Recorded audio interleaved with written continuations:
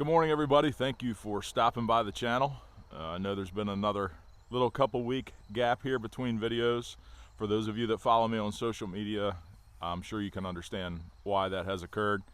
I'll catch you up on that briefly here in a little bit. But what I want to talk to you today about is delivery season. We are in delivery season now for firewood. Calls are coming in nonstop. All the wood that I have available to sell this year is already spoken for. It's just a matter of getting it out of the yard and delivered. But since we've switched over from stacking wood to piling wood, loading the trailers for delivery has changed a little bit. I would say that loading the trailers by hand out of the piles is a little more difficult than loading the trailers by hand from the stacked piles. And it's not more difficult because of the wood measurement. I have a really good gauge on what a cord of wood looks like in the trailer, what a half a cord of wood looks like in the trailer, and what a cord and a half of wood looks like in the trailer. So measuring the wood is not the problem as some of you had suggested I might have, just because of the experience I have in loading the wood in pre-measured amounts throughout the last several years. The problem is getting the wood into the trailer as the pile moves away from the trailer. So I have an idea of what I'm going to do to maybe make that easier. We're going to shuffle some stuff around here today and see if that works out, and I'll explain that to you as we go. But before we get into that and before I show you that, I'm going to catch you up on some stuff and talk to you about what's been going on. So stick around.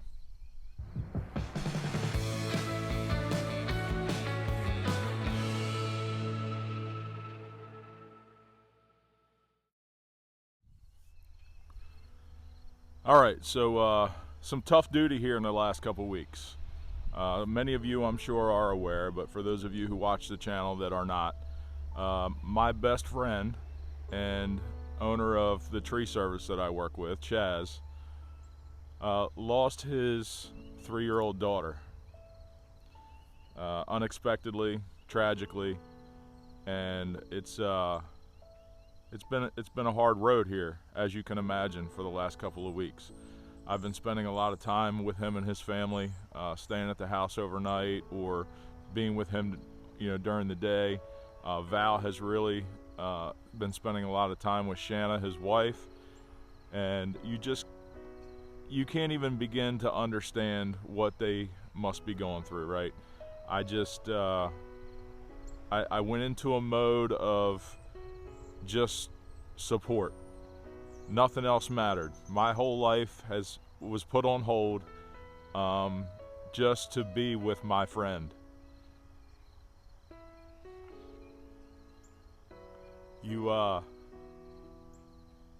There's no words that can be said. There's nothing that you can do. When something like this occurs, you just have to be there. So that's what I've been trying to do. I've just been trying to be there.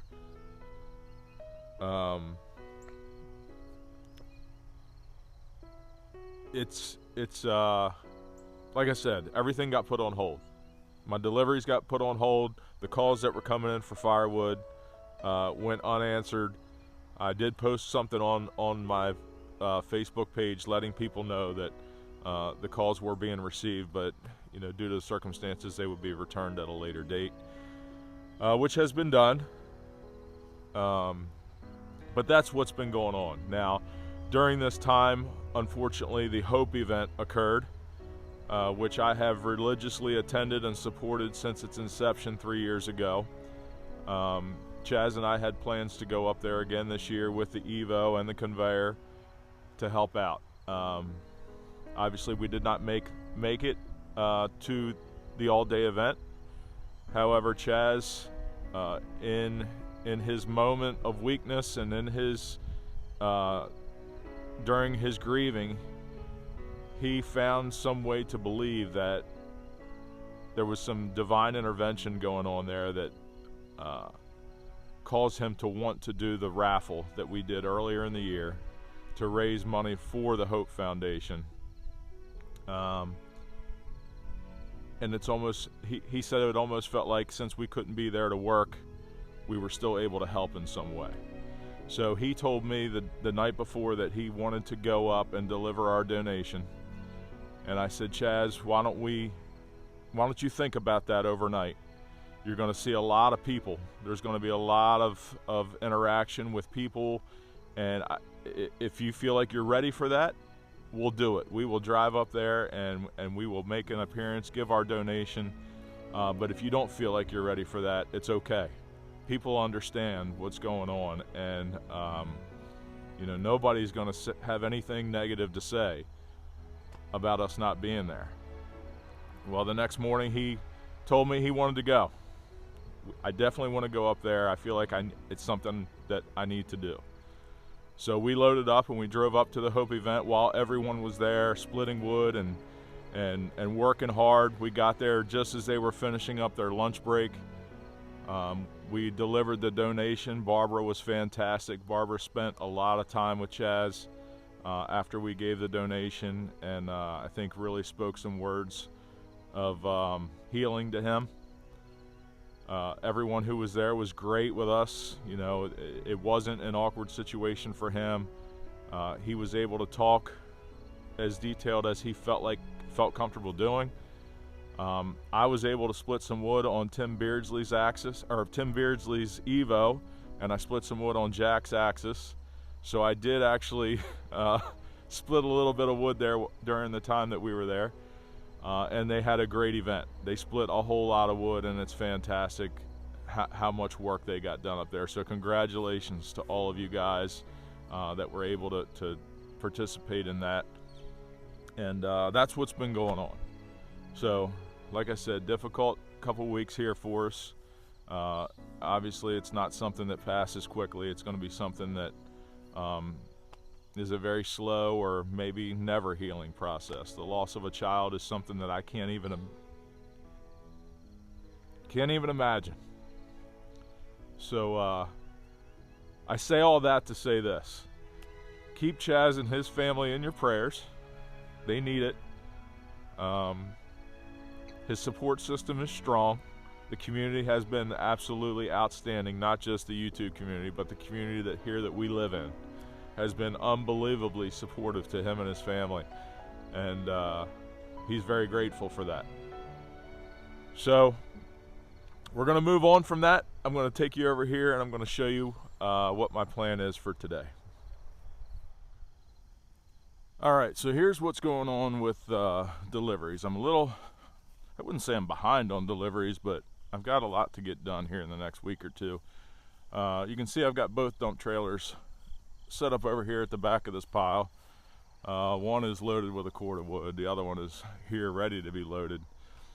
But as you can see, as this pile kind of dwindles, and it's on pallets obviously, as I work my way away from the trailers, it's a lot further of a distance to toss the wood. And that's only going to get more and more dramatic as we go. Now I could clean up the scraps and as we go remove pallets and get the trailers closer to the pile, but it's still kind of the same, not as convenient as putting the trailer directly next to a stack of wood, where you basically don't need to toss it at all. You just turn your body and drop it in the trailer. So what my plan is here is to disconnect the Evo from the conveyor and move the conveyor over to the base of the pile. That way I just need to toss the wood into the bottom of the conveyor and let the conveyor load the trailer. So I think that's going to help out a good bit. And you know, I wanted to keep the unit connected just because I'm splitting wood over here on the other side of the yard, and I've got several logs in the front up here that are processor worthy. You can see up here the pile has been building, so a lot of that is processor logs, not all of it, but a good bit of it is. And I wanted to keep that kind of connected so that if I came over here one day and wanted to process some wood, I could. But it's not going to be that big a deal, especially with just the pedal hook connection. It's not like I have a whole lot to do to disconnect that. I'll just disconnect it, load the trailers, and that'll be what it is. It's delivery season right now, not really processing season. So once all the wood is delivered, hopefully by the end of October, everything that I have to sell will be delivered. We will go back into production mode for next year.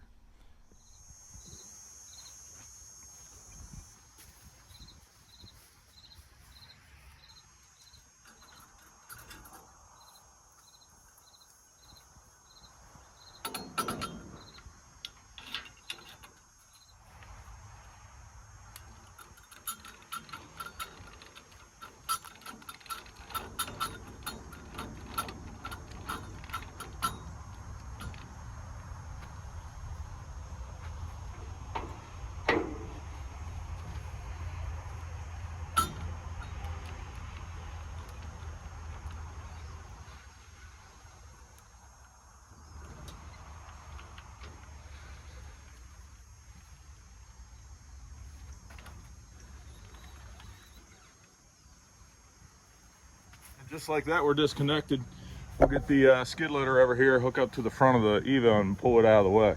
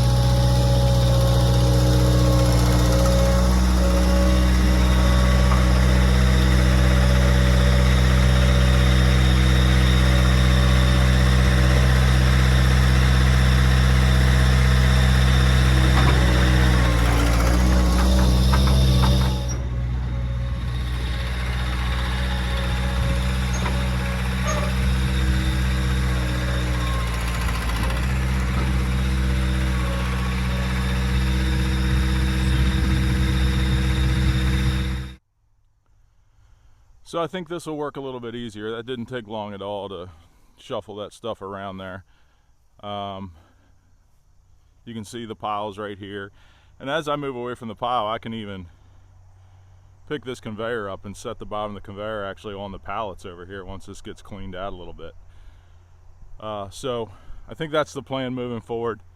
I don't see how it can be any less efficient than what I was doing before. It can only improve the situation. But super convenient to attach and detach the Evo from the conveyor with that setup that Andrew and his team hooked me up with. The panel hook attachment on the back of the Evo, and then you just swap the plate on the front of your conveyor. Over here, I believe, is my old plate that came off the front of the STK24 laying right there. That's the original plate that was on the conveyor, and you just swap that front plate with the panel hook attachment, and it makes life, as you just saw there, super simple to move things around. So I'm going to go ahead and fire up the conveyor. I got to top off the fuel. I'm going to fire up the conveyor and get this trailer loaded because I've got 2 deliveries scheduled for tomorrow.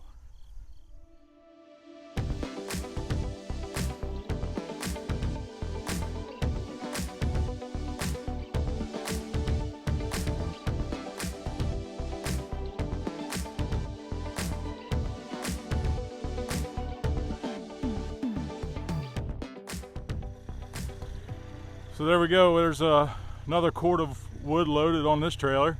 Probably a little over a cord. I got a little carried away there at the end. Yeah, it's definitely a little over a cord. But the conveyor worked much better. That is definitely the ticket for me here in my situation. It was not only quicker to do, but it was less labor on me. Just tossing it low into the bottom of the conveyor rather than tossing it up and over the side of the trailer makes a big difference. I had less downtime, you know what I mean? Less time taking little breathers or taking little breaks. Just the only thing obviously is you have to move the trailer up a little bit as you go. But the skid loader's sitting right over there, and it's easy enough to stop and pull the trailer ahead a little bit and just keep on moving. So that is definitely a better way to go, and that's what I'm going to be doing moving forward. All right, so we are loaded up and ready for tomorrow's 2 deliveries.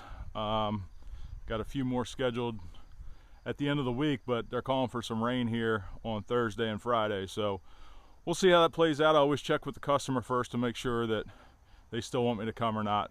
Sometimes when you're dumping wood in people's yards, you know, they want to make sure it's good and hard. So we'll double check on those deliveries later on in the week. If not, we'll get them rescheduled. But for now, I'm going to be cutting up some bundle wood over here. Bundles are selling really well as well. So Taylor's coming over here tomorrow to stock up on some bundles for storage. And I'm going to get cutting on the next batch of bundle wood. So that's it for today. Thank you all for joining us. Glad to be back. Again, keep Chaz and his family in your prayers, please, if that's what you believe in, or just send him good thoughts and well wishes. Either way, it's going to be a journey here, and I'm going to be right beside him, as I know you all will also. So we'll see you back here next Wednesday morning at 7 o'clock, and I hope you all have a great week. Take care.